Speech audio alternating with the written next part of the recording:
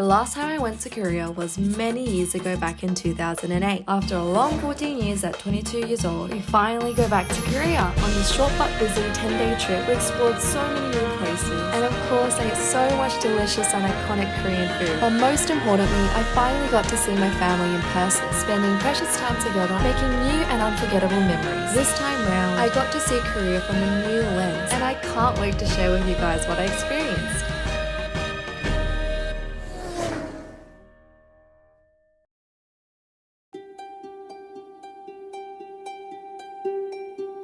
It had been so long since my last visit to Korea, it almost felt like I was going there for the first time, feeling both nervous and excited. At this point, you may be wondering why it took such a long time to go back. In short, life got so busy for both my parents and I. But also when the opportunity did come, I didn't seize it because there was this weird sense of fear of breaking out of my comfort zone and norm. Most of my family lives in Korea, and so growing up, I envied friends who had close relationships with their extended family because I couldn't get close to my cousins, go to family gatherings or celebrations. And before I knew it, I got so used to it that it became my new norm, with family feeling more distant. It was only recent I realized that each year that passes as I live here in Australia, a year older my family gets in Korea and less time I get to make memories with them. So instead of later regretting the time lost and choosing comfort, any chance that I get now, I want to spend it with my family. We have finally arrived. I didn't get to film and talk much because it was so busy. I'm here at my Taiwanese house. It's like 12:30 a.m. but it is so hot, like I'm still sweating. More adventures tomorrow. Good night.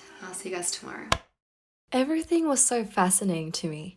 Exploring the streets and the shops and just simply being outside was enough to keep me occupied. All was so familiar, yet also very different to my last memories of Korea. My mum is at the bank, so I'm just out having a look at everything. It's so weird to see everything in Korean. Everything looks good here, like the food, everything looks good. Then we packed our bags to head to my aunt's place in Tangjin. Tangjin is around a 2-hour drive down south from Seoul, and it's considered to be Shigul area, or a part of the countryside. And of course on the way, we had to stop by the Korean Highway Service Station. There are so many things to explore and get here, from little goods like hair accessories and stationery to little snacks for on the go. We got some roasted squid and my personal recommendation, or my childhood favorite, sweet potato chips. We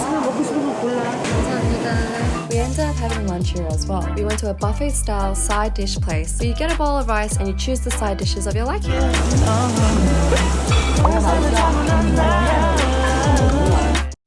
Then for dinner, we had the most stunning raw soy marinated crab. And if you know me, I freaking love seafood. So this was one of the foods I most look forward to eating when I came to Korea. They call gejang 밥도둑, or the rice thief, because once you have gejang, you end up eating so many bowls of rice to pair it with the salty, delicious flavors of the crab. Best way to have gejang is to mix some rice in the shell with some sauce and the meat, and most importantly, the orange crab eggs. I just uploaded a new video. I was so shocked because what would usually take me like 1 to 2 hours to upload, here it took like less than 5 minutes to upload, which is insane. Today we're at my aunt's house, staying a couple of nights here, and absolutely amazing views. Like, it's really nice to see and come out of the city area where it's like packed with apartments and buildings. And yeah, I was just in such awe of the beautiful scenery. Like, I know Australia is known for its scenery as well, but maybe I've just gotten so used to it. But Korean scenery hits different. Tomorrow is Thursday. I'm going to get my keloid surgery done. So I do have a keloid, which is a big scar that I got from getting my helix pierced. My keloid has been growing every day. It's definitely time to say goodbye to it. So I'll see you guys on tomorrow.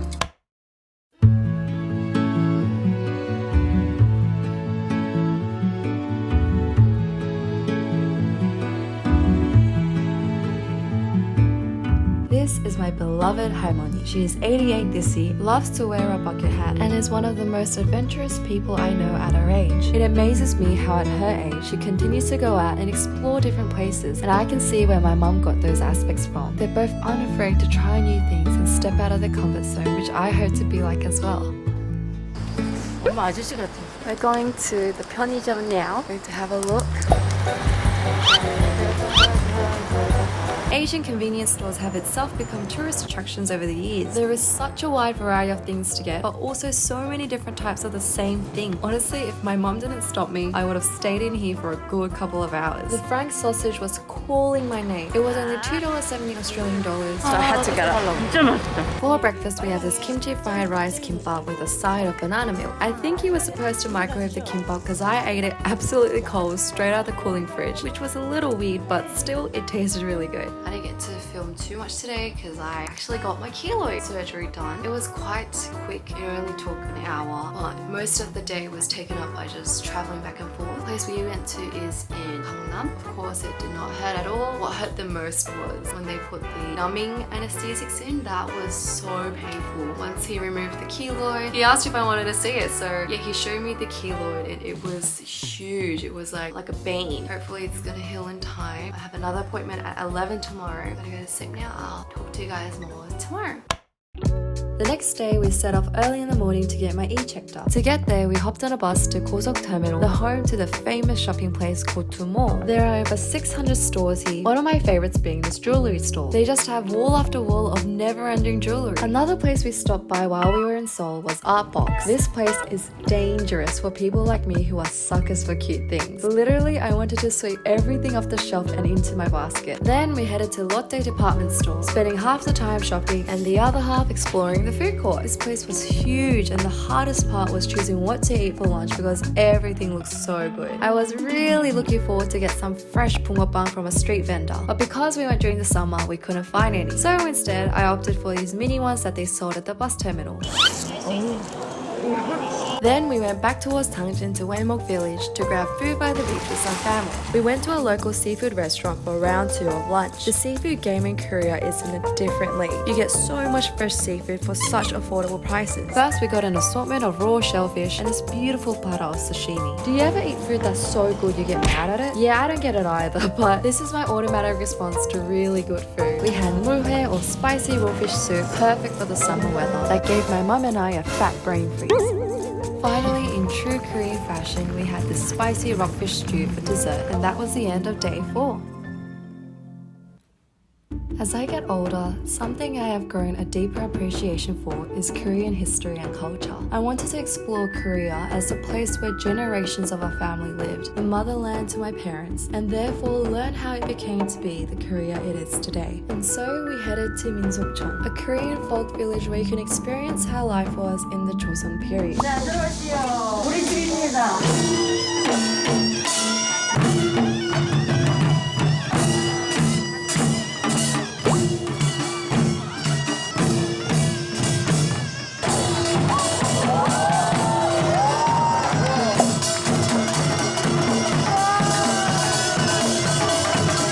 After the amazing show, we got lunch at this beautiful restaurant that sells more authentic Korean food. We got braised pork, acorn jelly salad, Gyeongsan-style beef soup, and traditional Korean wine. Everything had so much flavor, but the crowd favorite was definitely the braised pork. The exploring continues starting with this tidil banga, which they used to manually mill the rice. I don't know how my mom did it using one leg, whereas I couldn't even get it down using my whole body. That was one that they'd done for the trip. We stacked some stone towers and made our wishes. We went through the gourd tunnel, inspired by a Korean folktale where the gourd was filled with treasures. So people wrote and hung their own wishes here for good luck. And then as a snack, we got this tough, starchy, traditional candy called yuk.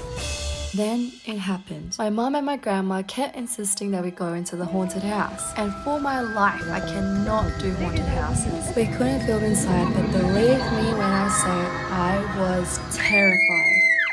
Overall, the experience was so refreshing. The 3 to 4 hours we were there, it gave me so much perspective and was exactly what I needed. I was incredibly lucky to have my aunt and my 할머니 come along, explaining to me everything and sharing their own stories. From the incredible architecture to the activities, you really get to immerse yourself in the history and the culture. 안녕. Something about that bright, flashy LED light and this extremely loud disco music screams nostalgia to me, but also this.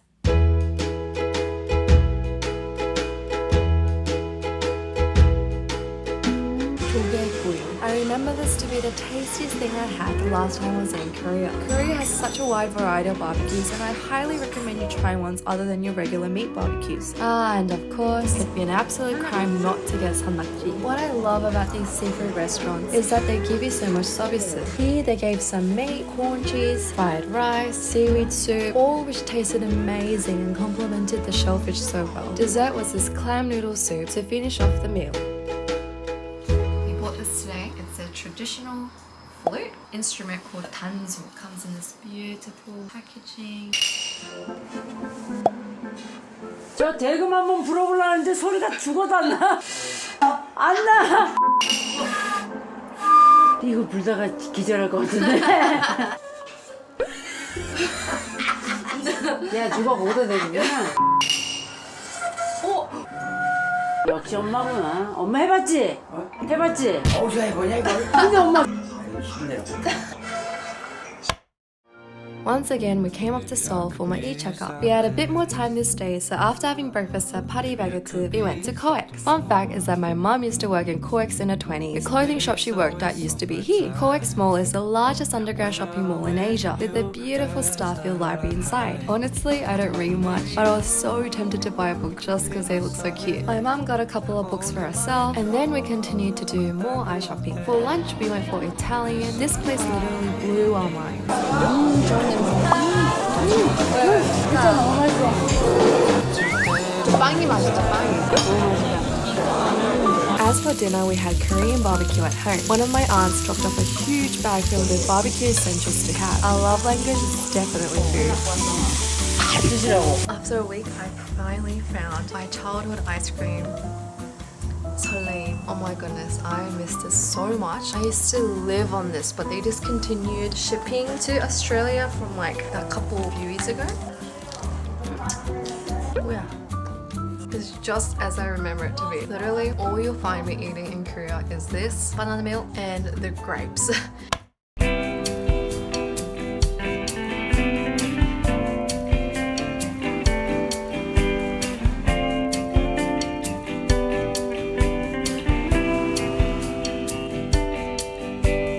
Packed our bags to have a spontaneous picnic by the beach. We had to make do with what was available in the car, using boxes as chairs and trolleys as umbrella stands. Close by the beach, there were several seafood shops where you can get freshly caught raw fish and seafood. We got raw flatfish, which I now much prefer over salmon. It's got more of a firm and chewy texture and tastes more refreshing. Because it was low tide, we got to see many of these little guys roaming around. You'll also see a lot of people catching different shellfish and crabs before the water comes back in. This has to be both my mum and I's favourite memory from the whole trip, and you'll definitely see me back here again.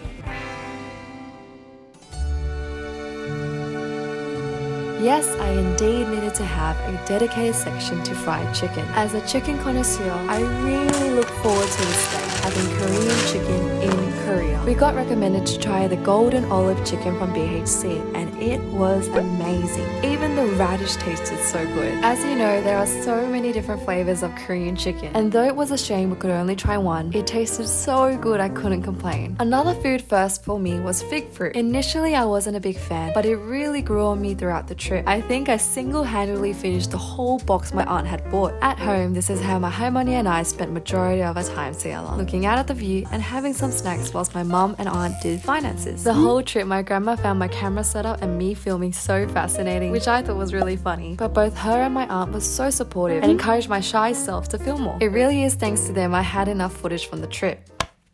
The last couple of days we spent at a slower pace, exploring the smaller things like this weekly market in front of my grandma's place. Though we couldn't go to more famous markets like Gwangjang-sijang, these smaller local markets have its own charm with a wide variety of things to buy and lots of freshly made food to eat. Other foods we had is hanjeongshik, which is a meal with lots of side dishes served with rice and soup. On this particular day it was raining, so this was the perfect hearty meal for the weather. I was so busy eating the food, I was blowing on my cold salad as if it was hot. We headed out to the city once more for my final e-checkups and also to do some last-minute shopping before we leave. 나와. By this point, we were still really full, but we couldn't walk past the tteokbokki and the sundae. And then we headed off to our final dinner in Korea. This place is famous for the freshwater eel barbecue on the charcoal grill. I've only ever had eel in nigiri, so I was really looking forward to try this out. I'm really starting to run out of words to describe the food other than that it was really good. The eel is really meaty, and paired with the ginger teriyaki sauce, it's an explosion of flavors. This trip to Korea was unforgettable, seeing Korea 14 years later as an adult and appreciating the importance of family, alongside the amazing food and fun adventures. I hope this video will be a reminder to stay connected to loved ones. And with that said, this is certainly not a goodbye, but a see you later. 질투한다고 바뀌지 않아 우리의 떠나간 사람 너는 날 사랑해 준 적 있었니 말해줘 baby